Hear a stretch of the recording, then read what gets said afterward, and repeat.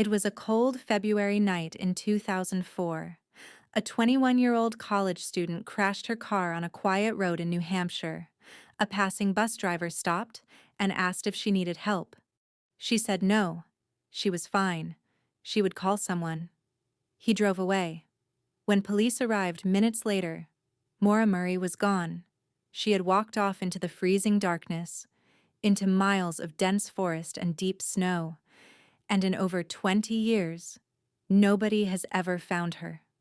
Stay with me, because this case has haunted investigators, families, and true crime communities for 2 decades. And the deeper you dig, the more questions appear. Maura Murray was 21 years old, a nursing student at the University of Massachusetts Amherst.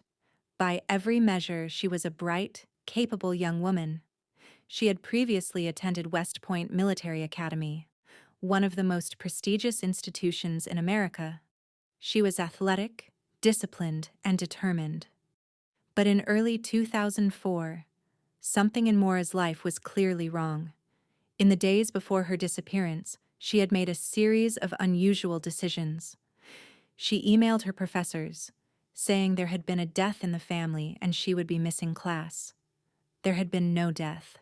She withdrew $280 cash from an ATM, almost everything in her account. She searched online for remote cabin rentals in New Hampshire and Vermont. She packed a bag, and on the evening of February 9th, she got in her car and drove north. Alone, without telling anyone where she was going. Nobody knew she had left, and within hours, she would vanish completely.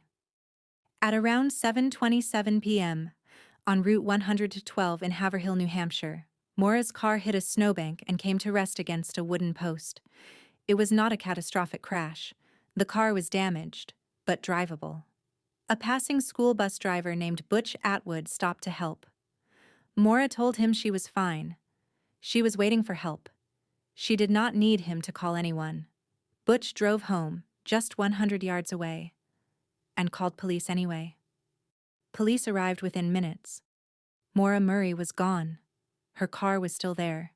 Her belongings were inside. There were signs she had tried to wipe away something, possibly blood, from the vehicle. But Maura herself had simply walked away into the darkness, into temperatures well below freezing, into dense forest, with nowhere obvious to go. Search teams were deployed immediately, dogs were brought in, helicopters scanned the area. They found nothing. What followed was one of the most exhaustive searches in New Hampshire history. Hundreds of volunteers, professional search teams, FBI involvement. Nothing. The case threw up more questions than answers. Why had Maura lied about a family death? Why had she withdrawn all her cash? Why was she driving to New Hampshire alone at night? Had she planned to disappear? Was she running from something? Or someone? Or had something happened to her after she walked away from that car? Investigators explored every possibility. A registered sex offender lived less than a mile from the crash site. He was investigated and cleared. Several local men were looked at closely over the years. None were ever charged. Maura's father, Fred Murray, spent years driving the roads of New Hampshire himself, searching for his daughter. He became one of the most vocal advocates for keeping the case alive. But every lead ran cold. Every promising tip went nowhere, and Maura Murray remained missing. 2 decades later, nobody agrees on what happened to Maura Murray. Some believe she walked into the woods intentionally, that she was struggling with personal problems and chose to disappear. Others believe she was picked up by someone on that dark road, someone who saw an opportunity and took it. Some point to the strange behavior in the days before her disappearance, the lies, the cash withdrawal, the cabin searches, as evidence that she was planning something. Others believe those were the actions of a young woman in crisis, not someone planning to vanish. The truth is, nobody knows. In 2020, investigators used new forensic techniques to re-examine evidence from the case. Nothing conclusive emerged. Maura Murray has never been found, alive or dead.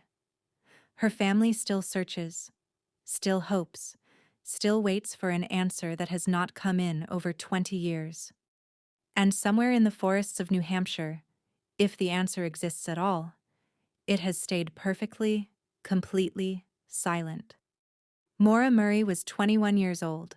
She had her whole life ahead of her, a nursing career, a future, dreams she never got to chase. Whatever happened on that dark road in February 2004, she deserved better. Her family deserved answers. The disappearance of Maura Murray remains one of the most haunting unsolved cases in American history. A reminder that sometimes, despite everything, the truth stays buried. If this story moved you, please subscribe to the Yard Files. Every day we bring you real stories, real victims, and real justice. Because these people deserve to be remembered. Until next time, stay safe, and never stop asking questions.